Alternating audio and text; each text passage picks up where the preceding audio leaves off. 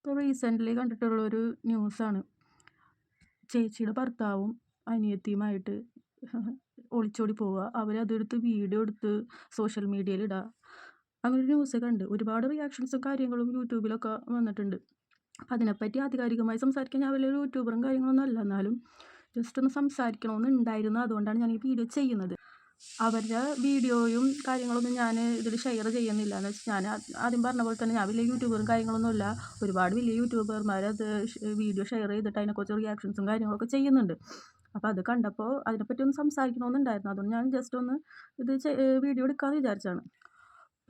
പല ടൈപ്പ് അവിഹിതങ്ങളും കണ്ടിട്ടുണ്ട്. പക്ഷെ ഇങ്ങനൊരു സംഭവം ആദ്യമായിട്ടാണ് ഞാൻ കേൾക്കണതെന്ന് വെച്ചാൽ ചേച്ചിയുടെ ഭർത്താവും സ്വന്തം അനിയത്തിയും.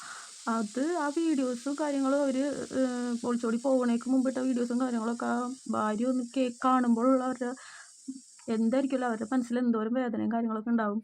ഇപ്പോഴത്തെ തലമുറ എന്തിങ്ങനെ ഇപ്പോൾ ഈ പെൺകുട്ടികൾ എന്തിങ്ങനെയെന്ന് മനസ്സിലാവണില്ല ശരിക്കും പറഞ്ഞാൽ. അവർ വീഡിയോയിൽ പറയുന്നുണ്ട്, എനിക്ക് ചേട്ടനെ വിട്ടു, ചേട്ടനില്ലാണ്ട് എനിക്ക് ജീവിക്കാൻ പറ്റില്ലെന്ന് ഭാര്യ. ഈ ചേച്ചിയുടെ ഭർത്താവിനെ കുറിച്ചൊക്കെ പറയണം. എനിക്ക് ചേട്ടനില്ലാണ്ട് ജീവിക്കാൻ പറ്റില്ല. അതുപോലെ തന്നെ ആ മനുഷ്യനും പറയുന്നുണ്ട്, എനിക്ക് അവളില്ലാണ്ട് ജീവിക്കാൻ പറ്റില്ല. അതുകൊണ്ടാണ് ഞങ്ങളിങ്ങനെ ഒരു തീരുമാനം എടുക്കുന്നത്. ഞങ്ങൾ അന്വേഷിച്ച് ആരും വരരുതെന്ന്. ആരും പോകാതിരിക്കുന്നതാണ് ഏറ്റവും കൂടുതൽ നല്ലത്. അവരന്വേഷിച്ച് പോവണ്ട. എന്തിനാണ് അന്വേഷിച്ച് കണ്ടുപിടിച്ച് അവരെ കൊണ്ടുവന്നിട്ട് എന്താ കാര്യം? പോവാതിരിക്കുക. അങ്ങോട്ട് പോയിക്കോട്ടെ എന്ന് വിചാരിക്കുക. അല്ലാണ്ട് അന്വേഷിക്കാനും പിടിക്കാനൊന്നും പോവണ്ട എന്നാണ് എൻ്റെ പേഴ്സണൽ അഭിപ്രായം. അവർ ഒളിച്ചോടി പോകുന്നത് എല്ലാവരും അറിയിക്കാൻ വേണ്ടിയിട്ട് അതൊരു വീഡിയോ ആക്കി ഈ സോഷ്യൽ മീഡിയയിൽ ഇടുമ്പോൾ ഉള്ള ആ സാഹചര്യം അതവർ വീട്ടുകാർ കാണുമ്പോൾ എന്തായിരിക്കും അവരുടെ എന്തോരം നാണക്കേടും കാര്യങ്ങളും ഉണ്ടാകും. അതൊന്നും ആലോചിക്കാണ്ടാണ് ഒരു എടുത്തുചാട്ടത്തിൽ കൂടെ ഓരോ കാര്യങ്ങൾ ചെയ്യണത്.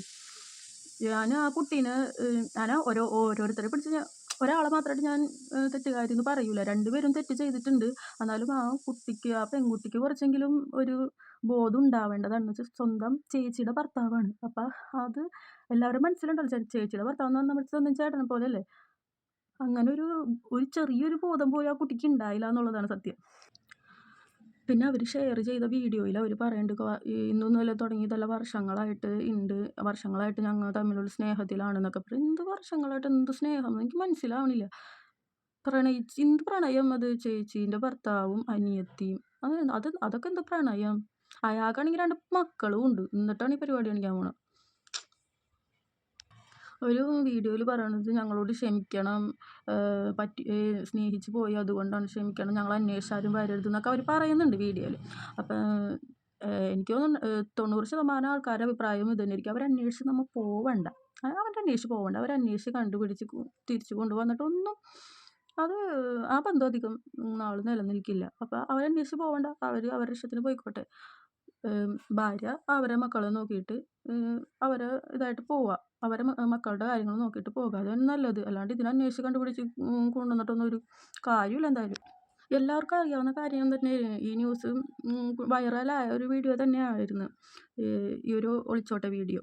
അപ്പം അതുകൊണ്ട് തന്നെ ഞാൻ വീഡിയോയിൽ ഷെയർ ചെയ്യാണ്ടിരുന്നതും. ഒരുപാട് യൂട്യൂബേഴ്സ് ഷെയർ ചെയ്തിട്ടാണ് റിയാക്ഷൻസൊക്കെ പറയണത്. ഞാൻ അങ്ങനെ ഒരു ഇതിലല്ല. ജസ്റ്റ് ഒന്ന് അതിനെക്കുറിച്ച് കേട്ടപ്പോൾ ഒന്ന് ഈ വീഡിയോ ഇടണമെന്ന് തോന്നി. അതുകൊണ്ട് മാത്രം ഞാൻ ഇതാക്കിയതാണ്. Okay bye. എല്ലാവരും കാണുന്നവരൊക്കെ സബ്സ്ക്രൈബ് ചെയ്യുക. കമൻ്റ് ഇടുക, അതിനെക്കുറിച്ച് കമൻ്റൊക്കെ ഇടുക.